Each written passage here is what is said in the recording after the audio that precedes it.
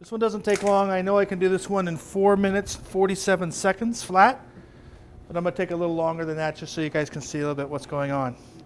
Pick the side of the melon that doesn't have the yellow spot. There's not going to be a lot of red color beneath the yellow spot, so you want to pick the side that's the greenest.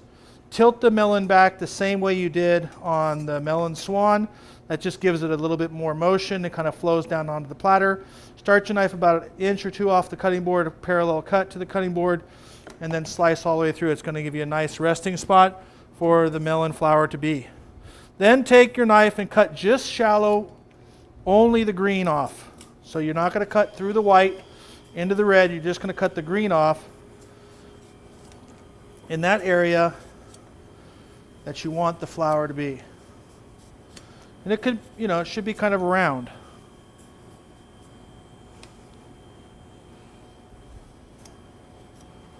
Something like that.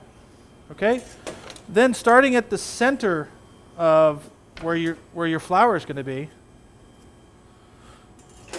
you're going to start a cone like a volcano.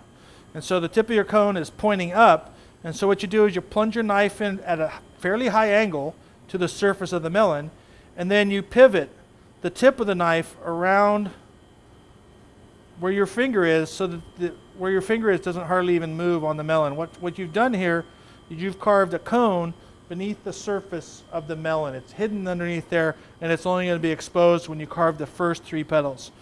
So plunge your knife straight in and carve the first of 3 center petals. It's deepest at the outside where it's along the base of the cone, but as it starts to come up the cone, it gets to be more shallow. So you're going to be able to lift out this piece of material, and it's kind of triangular from the tip to the very base of it. So it's deeper at the tip and shallower at the base. And when you leave, you see that kind of angle that is present there. We're going to put 3 of these. Why 3 and not 4? Odd numbers always look better. And then I'm going to outline it by focusing my knife away from the center.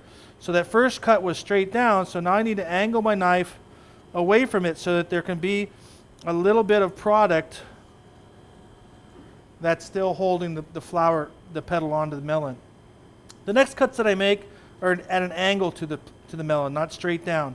So I form the petal by carving at an angle, and the tip of my knife just touched the last 2 petals, didn't cut through them, and now when I outline, I'm going to use a straight down cut. So an angle cut shapes the petal, come down on the tip, and then back into where the previous petals were. That exposes the previous row of petals, and then a straight down cut outlines. Angle cut,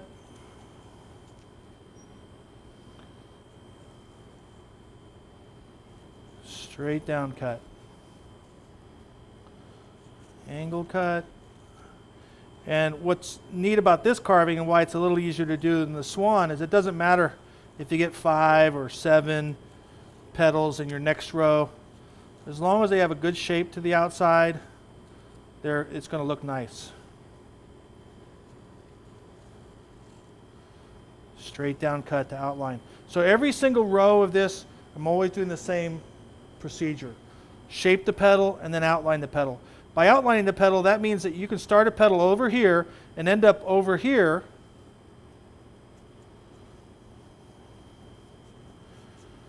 without having to go back and outline all those 3 to get it to break loose. So your petals can be just about placed anywhere you want as you make the flower, and the petal carving gets a little easier because they get bigger and bigger. And because they're getting bigger, that means every time you outline, you have to cut a little deeper.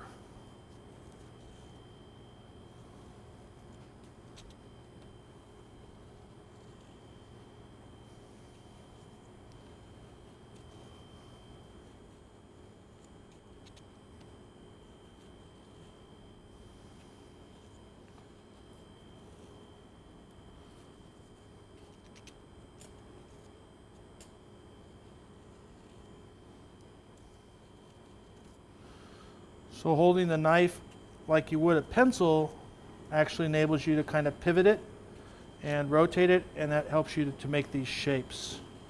When I'm outlining them, the petals, I'm also making sure that I'm keeping the very edge of it thin.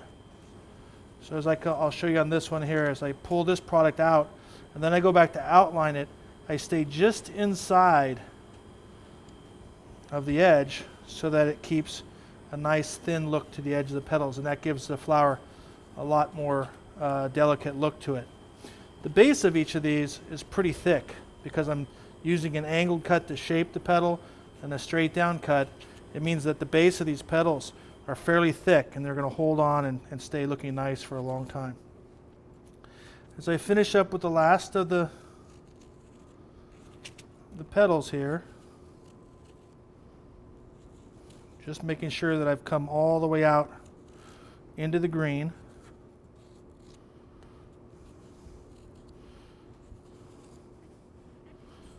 Okay, so we have that. And so the next thing that I'm going to do is to put some leaves around the outside of it. So a leaf shape, pretty easily done, about a 1/2 inch deep.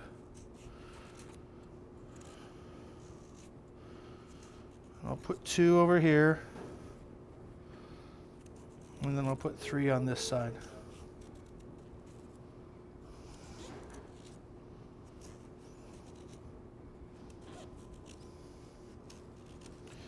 And then those petals those leaves need to be shown off. So what you're going to do is come with a very high bias. This one, my knife is almost parallel to the surface.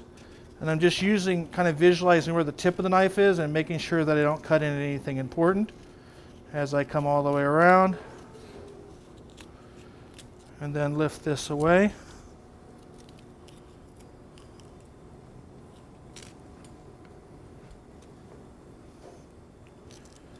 So you can see the leaf shapes. And then the leaves look like they come from in front of the flower. So if you come down the edge and then back up the center of each one of those leaves,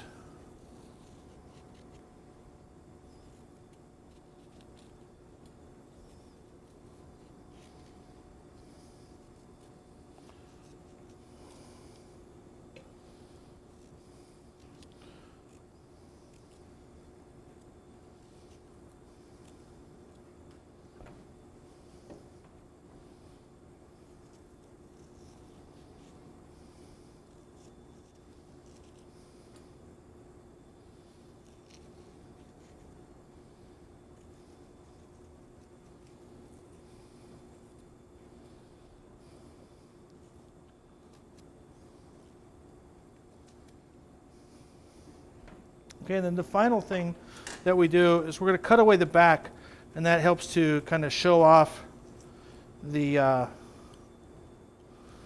flower itself. So I make a simple crown cut. I'm just making sure that my knife is focused in on the center of the melon.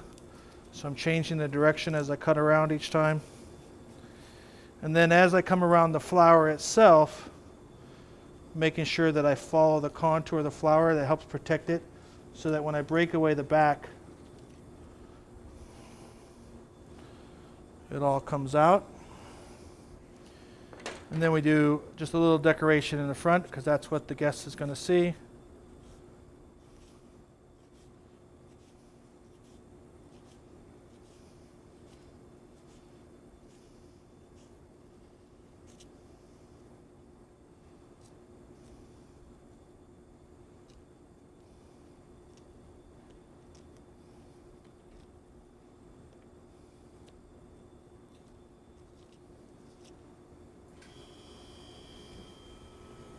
And that's the finished watermelon carving.